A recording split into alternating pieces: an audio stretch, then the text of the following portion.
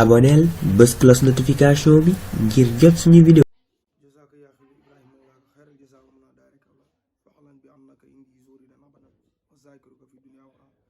faddu maxlaa si nekk wal ixlaasi mu taxidan fi sirli wal jahri kay danu masa yàq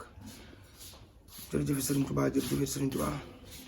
mbokk julli mbokk taalibe yi ñu ngi leen nuyu di leen ziar bu baax di leen balaax te di leen balaax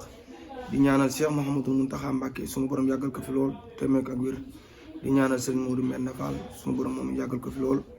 te meek ak wér di ñaanal suñu sëriñ suñu xalifa di Sëriñ Moustapha Sarr mi nga xamante ne mooy jaamu Sëriñ Tuubaa ñu ngi koy ñaanal suñu borom yàggal ko fi moom te meek ak wér di ziar mboolem waa daara ji nga xamante ne ñoo àndandoo liggéey bi mooy daara Sóoréen Abadan ci jiital sëriñ mën lay ñang toppte sëriñ Pambu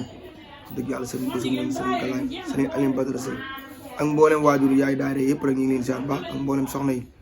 di leen jox seen wàccuwaay bu baax di amaan mbégte bu baax a baax a baax a baax ci bis bu rëy bi nga xamante ne maanaam sëriñ Moustapha Sarr jaamu Sëriñ Tuubaa defal nañu ko tey ji maanaam bawoo ba Touba Lansar fas yéene ñëw Touba Kër Mbay Fall gane suñu tey ji seet si ndongaam yi seet si doomam yi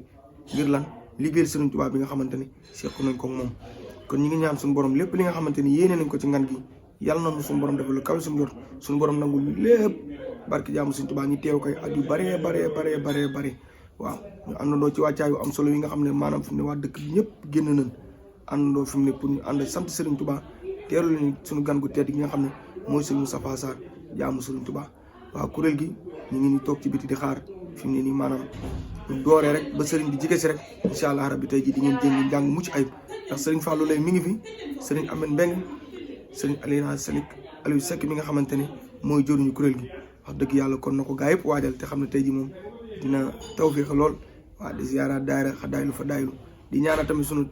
rajo bii du sunu télé man télé sax laa ko tudde ndax li muy liggéey am na solo lool ñu ngi ñaan suñu borom fépp fu ñuy dégg télévision ñu dégg ko fu ko raw ci barke jaamu Sëriñ Tuubaa am nañ mbégte lool asalaamaaleykum wa rahmatullahi taala wa barakaatu.